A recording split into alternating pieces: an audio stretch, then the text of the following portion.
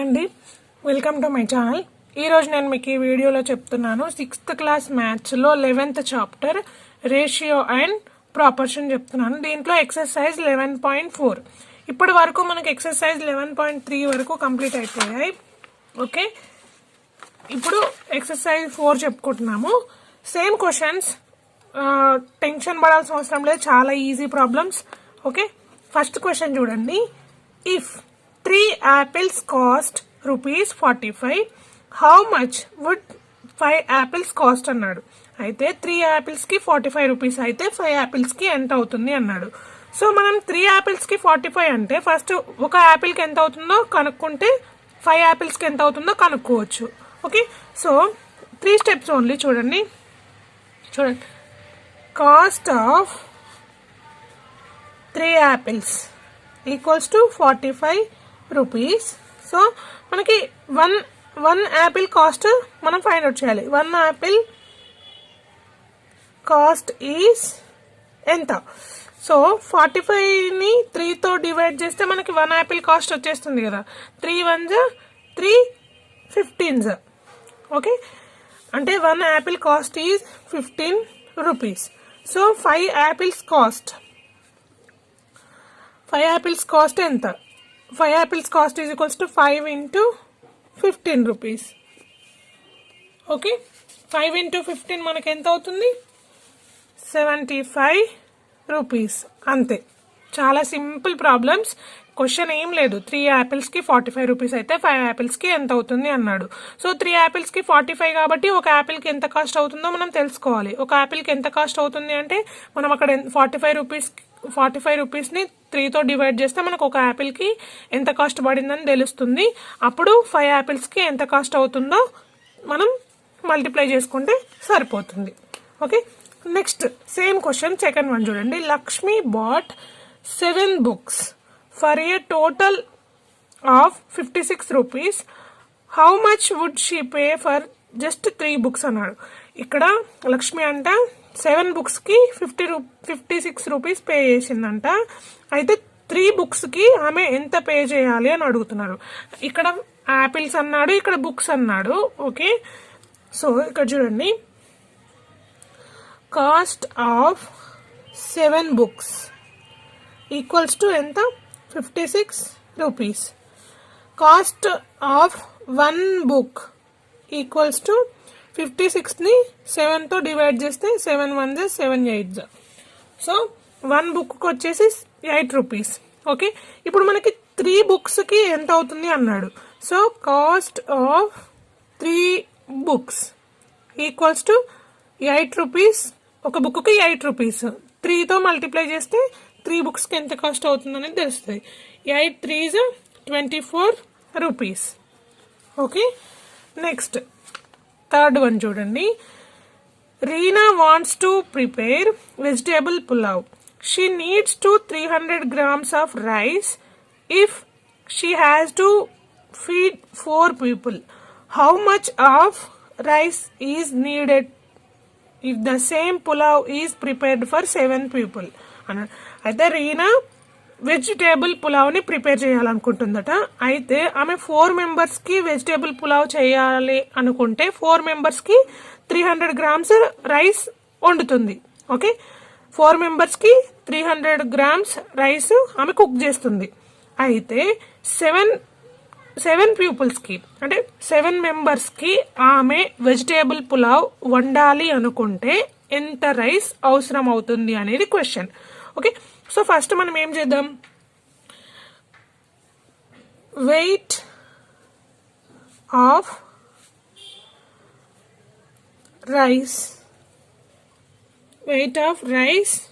For 4 people. Okay, weight of rice for 4 people 300 grams. Okay, so weight of rice for 1 people equals to 300 grams by 4. 4 1s 4 7s 28 and ఇక్కడ 2 ఉంటుంది. 4 5s 20. అంటే ఒక్కరికి 75 grams rice అవసరం అవుతుంది. అయితే weight of rice for 7 people అదే vegetable pulao 7 మెంబర్స్కి వండాలనుకుంటే ఎంత రైస్ అవసరం అవుతుంది? ఓకే, ఒకరికి 75 అంటే 7 మెంబర్స్కి 75 ఇంటూ 7 చేస్తే సరిపోతుంది కదా. 75 ఇంటూ 7 మనకి 525 అవుతుంది. సో 7గురికి రైస్ వెజిటేబుల్ పులావ్ చేయాలంటే 525 grams రైస్ అవసరం అవుతుంది. ఓకే, అంతే ఆన్సర్. నెక్స్ట్ 4th వన్ చూడండి. The cost of 16 chairs is 3,600 rupees. Find the number of chairs that can be purchased for rupees 4,500. Okay, అయితే 16 చైర్లకి 16 చైర్స్కి 3,600 రూపీస్ అయితే 4,500 రూపీస్కి మనకి ఎన్ని చైర్స్ వస్తాయి? ఓకే, ఇక్కడ చూడండి. The cost of 16 chairs is 3,600 rupees. Okay, the cost of number of chairs is 4,500 rupees. Okay, 4,500 rupees. అయితే ఇక్కడ మనం ఫస్ట్ 1 చైర్ ఈక్వల్స్ టు ఎంత కాస్ట్ అనేది మనం ఫైండ్ అవుట్ చేయాలి. 1 చైర్ ఈక్వల్స్ టు ఎలా ఫైండ్ అవుట్ చేస్తాం? 3,600 by 16 chairs. Okay, 16 1s, 16 2s and 16 2s, 16 5s. మీరు ఇది చేయండి డివిజన్. 225 రూపీస్ అవుతుంది. ఒక చైర్కి 225 రూపీస్ అవుతుంది. అయితే మనకి 4,500 రూపీస్కి ఎన్ని చైర్స్ వస్తాయి అనేది మనకు కావాలి. సో ఇక్కడ చూడండి, 225 రూపీస్కి నేను ఎగ్జాంపుల్ చెప్తున్నా. 225 into 16 chairs is equals to 3,600 కదా. ఓకే, 16 చైర్స్కి మనకి 3,600 రూపీస్ అయింది. అయితే 225 రూపీస్ అనేది చైర్ కాస్ట్. ఇక్కడ నెంబర్ ఎన్ అనేది నెంబర్ ఆఫ్ చైర్స్. ఇక్కడ 16 తీసుకుంటున్నాం కదా, అలాగే ఇక్కడ ఎన్ మనం ఇక్కడ ఎన్ ఫైండ్ అవుట్ చేస్తే 4,500 రూపీస్ రావాలి. మనం ఈ ఎన్ ఫైండ్ అవుట్ చేయాలి. So N is number of chairs for the cost of 4,500. Okay, ఇక్కడ మనం ఎన్ ఫైండ్ అవుట్ చేయాలి. So N is equals to 4,500 divided by 225 చేద్దాం. ఓకే, 225 20s మనకి 4,500 వస్తుంది. Okay, so N is equals to 20 అంటే 20 chairs cost is 4,500. Okay, మనకి 20 chairs వస్తాయి. 4,500 రూపీస్కి 20 చైర్స్ వస్తాయి. ఓకే, నెక్స్ట్ 5th వన్ చూడండి. ఇక్కడ a train moving at a constant speed covers a distance of 90 kilometers in 2 hours. Find the time taken by the train to cover a distance of 540 kilometers at the same speed అన్నాడు. Okay, ఇది కూడా same ఇంతకు ముందు లాగానే ఈ question. Train అంట 2 అవర్స్కి 90 kilometre స్పీడ్లో వెళ్తుంది. ఓకే, అయితే సారీ ఒక ట్రైన్ కాన్స్టాంట్ స్పీడ్లో 2 అవర్స్లో 90 కిలోమీటర్స్ ట్రావెల్ చేస్తుంది. Okay, constant speed. At the same time అదే స్పీడ్లో ఓకే 540 కిలోమీటర్స్ ట్రైన్ 540 కిలోమీటర్స్ వెళ్ళడానికి ఎంత టైం పడుతుంది అనేది క్వశ్చన్. ఓకే, అర్థమైంది అనుకుంటున్నాను. మళ్ళీ ఒకసారి చెప్తాను వినండి. ట్రైన్ మూవింగ్ ఇన్ కాన్స్టాంట్ స్పీడ్లో ట్రైన్ 2 అవర్స్లో 90 కిలోమీటర్స్ వెళ్ళింది. అయితే 540 కిలోమీటర్స్ వెళ్ళడానికి ఎన్ని అవర్స్ పడుతుంది అనేది క్వశ్చన్. ఓకే, సో ఇక్కడ చూడండి. The train traveled in 2 hours 90 kilometers. Okay, the train traveled number of hours ఎంత, ఎన్ని హవర్స్ లో 540 కిలోమీటర్స్ ని రీచ్ అవుతుంది అనేది, 540 కిలోమీటర్స్ ట్రావెల్ చేయడానికి ఎన్ని అవర్స్ పడుతుంది అనేది మనకి క్వశ్చన్ కదా. ఓకే, సో ఫస్ట్ మనం 1 అవర్ లో ఎంత ట్రావెల్ చేస్తుందో చూద్దాం. 90/2, 2 1 245, 1 అవర్ లో 45 కిలోమీటర్స్ ట్రావెల్ చేస్తుంది ట్రైన్. ఓకే, సో ఇప్పుడు 45 కిలోమీటర్స్ ఇంటూ 1 అవర్ కదా. ఓకే, మనకి 2 అవర్స్ లో 90 కిలోమీటర్స్ ట్రావెల్ చేస్తుంది. ఓకే, 45 కిలోమీటర్స్ అనేది 1 అవర్. సో మనకి ఇప్పుడు ఎన్ని hours, 45 into n is equals to 540 kilometers. n means n equals to number of hours. Okay, number of hours. 45 వచ్చేసి 1 అవర్ కి 45 kilometres. Okay, 45 kilometres, number of hours and 540. Same ఇంతకుముందు ఇక్కడ మనం chairs question చెప్పుకున్నాం కదా, దానిలాగానే చెప్తున్నాం చూడండి. So 45 into n equals to 540. మనం n ఫైండ్ అవుట్ చేయాలి, అంటే number of hours. n is equals to 540 divided by 45. ఇక్కడ మల్టిప్లికేషన్ లో ఉంది కాబట్టి ఇటు సైడ్ వస్తే డివిజన్ లోకి మారిపోయింది. 45 1 జా 45, 45 1 జా 45. ఇక్కడ 9 మిగులుతుంది, అంటే 9 పక్కన 0, ఇక్కడ 0 కూడా ఉంటుంది కదా. సో 90, 45 2 జా 90. n is equals to 12 hours. 540 kilometres reach అవ్వడానికి 12 అవర్స్ పడుతుంది. ఓకే, 540 అవర్స్ ట్రావెల్ చేయడానికి 12 అవర్స్ పడుతుంది. అండ్ సారీ ఏమైనా కన్ఫ్యూజన్ ఉంటే. ఓకే, 6th వన్ చూడండి. The income of Kumar for 3 months is 15,000 rupees. If his monthly income remains the same, then how much will he earns in 5 months అన్నాడు. అయితే కుమార్ యొక్క income అంట 3 months లో 15,000 అంట. If his monthly income remains the same అంటే అతని salary same, income same అయితే 5 months లో అతను ఎంత సంపాదిస్తాడు అనేది first question. Second one, how many months will earn in 95,000.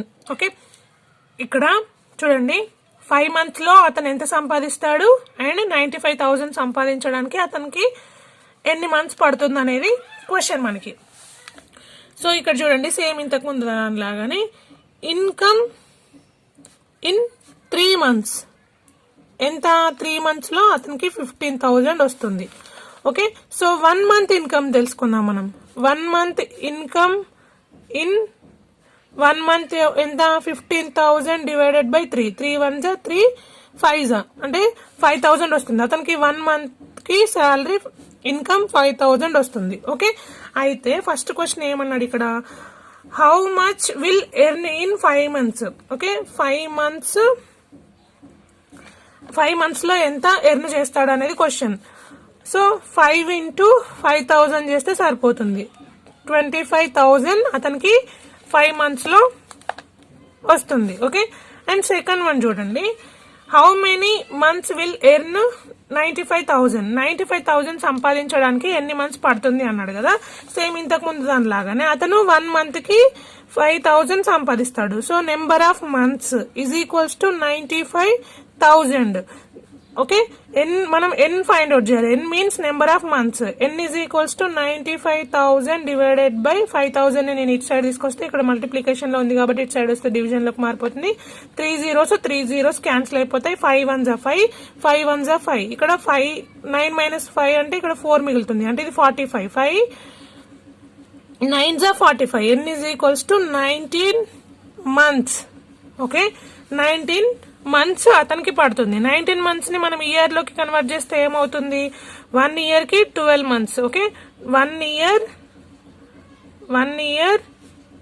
7 months పడుతుంది అతనికి 95,000 సంపాదించడానికి. ఓకే, దీనికి నేను మీకు ఇంకొక మెథడ్ చెప్తాను చూడండి. ఈ క్వశ్చన్ కి అతను 3 months లో 15,000 ఎర్న్ చేశాడు. ఓకే, ఇది రేషియోలో రాస్తున్నాను.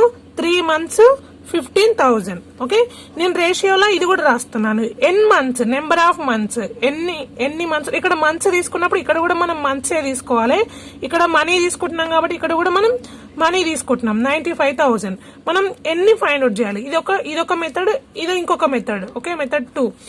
అయితే దీన్ని మనం మామూలుగా సింప్లెస్ట్ ఫామ్ లో రాసుకోవాలంటే ఏం చేస్తాం, 3/15,000 ఈక్వల్స్ టు n/95,000 అని రాస్తాం. ఓకే, ఇక్కడ చూడండి, 3 1s 3, 3 5s 5. ఓకే, 3 5s అంటే 5,000.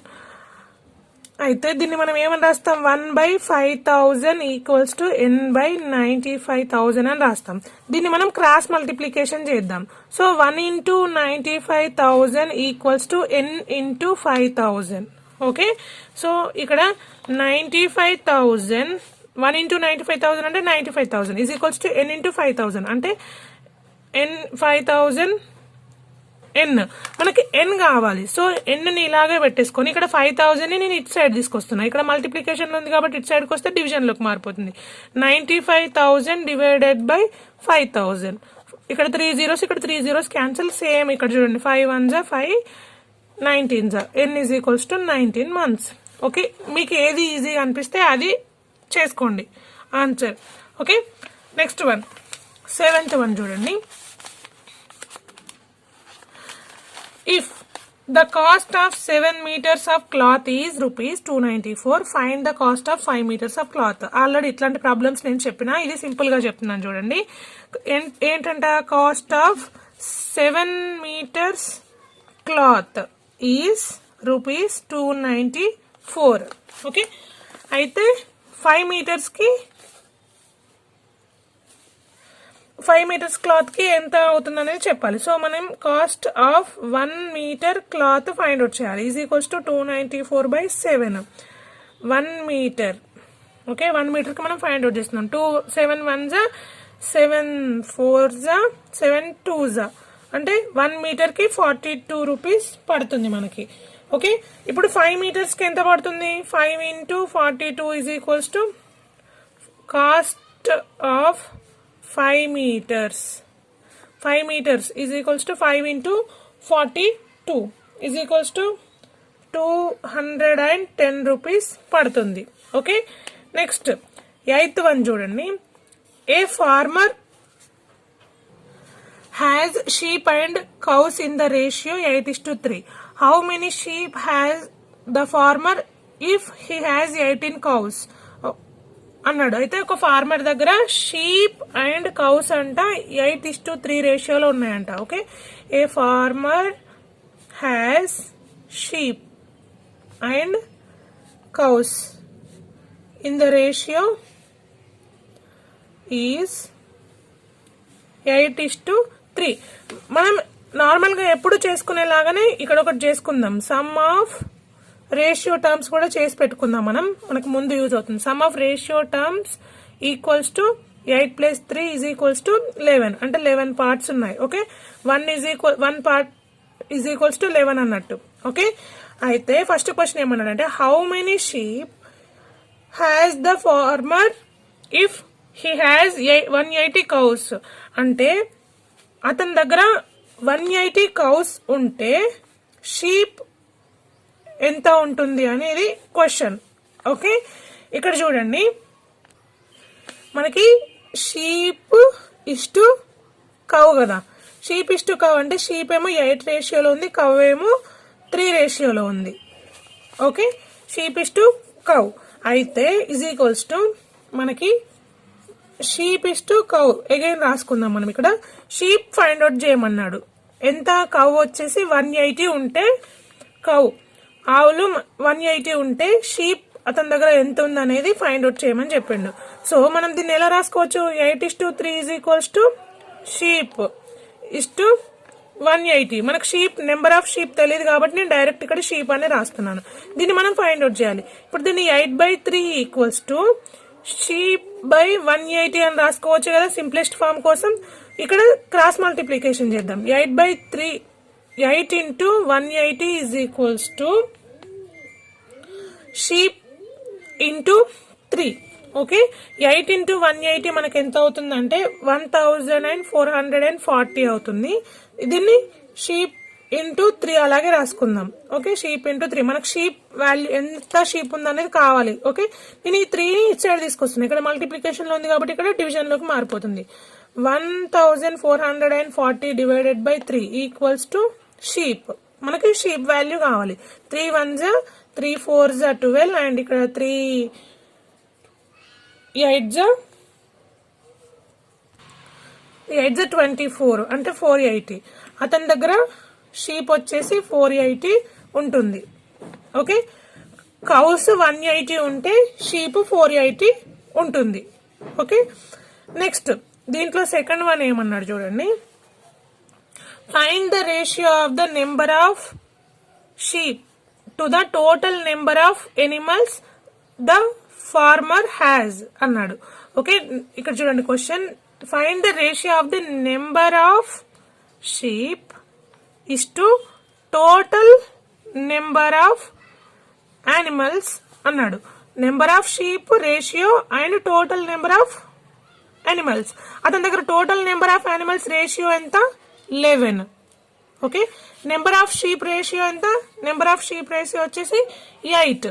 అంతే, 8:11. Number of sheep ratio is 8. Total number of animals వచ్చేసి 11. 8:11 రేషియోలో ఉన్నాయి అతని దగ్గర. ఓకే, నెక్స్ట్ థర్డ్ వన్ చూడండి. Find the ratio of the total number of animals. Okay, total number of animals with the farmer to the number of cows with him. Cows కి ఇక్కడ cows కి అడిగాడు. Okay, total number of animals ఎంత? 11. Cows ఎంత ఏ రేషియోలో ఉన్నాయి? 3. Okay, 11:3 రేషియోలో ఉన్నాయి. Total number of animals ratio వచ్చేసి 11. ఓకే, సపరేట్ గా షీప్ కి కౌకి అడిగితే 8:3. టోటల్ అడిగాడు కాబట్టి మనం 11 తీసుకుంటాం. ఓకే, నెక్స్ట్ ప్రాబ్లమ్స్ నెక్స్ట్ వీడియోలో చెప్తాను. ఈ ప్రాబ్లమ్స్ కానీ మీకు అర్థమైతే ప్లీజ్ నా ఛానల్ ని సబ్స్క్రైబ్ చేసుకోండి అండ్ మీ ఫ్రెండ్స్ కి షేర్ చేయండి. ఒక లైక్ కూడా చేయండి. Thank you for watching.